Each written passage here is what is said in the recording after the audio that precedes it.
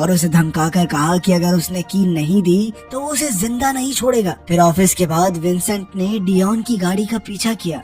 उधर निंजा के अड्डे पर चैपी इधर उधर घूमकर अलग अलग चीजें छू कर देख रहा था। अब निंजा ने उससे अचानक कहा कि तुम्हें मेरी टीम के लिए काम करना है। फिर वो चैपी को बंदूक चलाने की ट्रेनिंग देने लगा। चैपी काफी डरा हुआ था, जिस वजह से उसका निशाना चूक गया और निंजा गुस्से से लाल हो गया। अगर इससे पहले कि वो चैपी को नुकसान पहुंचाता, योलांडी ने बीच में आकर कहा कि पहले उन्हें चैपी को रोजमर्रा की चीजें सिखानी चाहिए। योलांडी ने चैपी को अलग अलग चीजें दिखाकर उसे कई शब्द बोलने सिखाए। जल्द ही चैपी सिर्फ शब्द नहीं बल्कि पूरी बात बोलने लगा। इसके बाद उसने योलांडी को माँ कहकर पुकारा, जिससे वो बेहद खुश हुई। फिर अमेरिका ने उसे कुछ गालियाँ और गुंडों वाली बातें सिखाई, जिससे वो भी गुंडों की तरह बोलने लगा। जब डियोन ने वहाँ आकर चैपी को गैंगस्टर्स की तरह बात करते देखा तो उसे काफी बुरा लगा। उसने चैपी से वादा लिया कि वो कभी कोई गैर कानूनी काम नहीं करेगा। इसके बाद उसने चैपी का दिमाग तेज करने के लिए उसे कुछ किताबें पढ़ाई।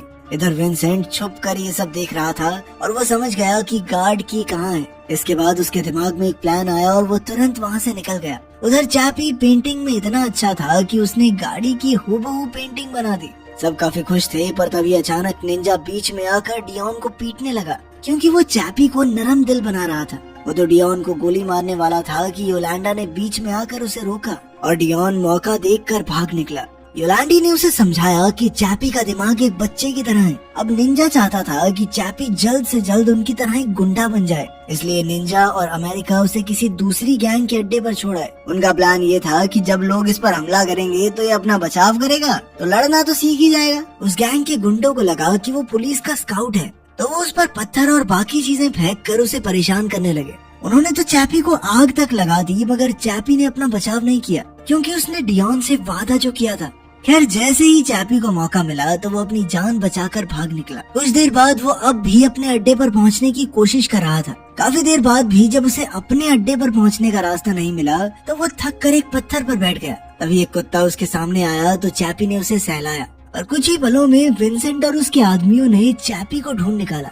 असल में वो कंपनी के ट्रैकिंग सिस्टम की मदद से उस तक पहुंचे थे। विंसेंट ने एक इलेक्ट्रॉनिक डिवाइस से उस पर हमला किया, जिससे चैपी तुरंत स्विच ऑफ हो गया। बाद में उसकी आंख खुली तो वो विंसेंट के ट्रक में बंद था। उसे कुछ आदमियों ने पकड़ रखा था, तो उसने खुद को छुड़ाने की कोशिश की, पर विंसेंट ने गुस्से में उसकी बाजू ही काट डाली। इसके बाद विंसेंट ने चैपी के सर का पैनल खोलकर उसकी गार्ड की निकाल ली।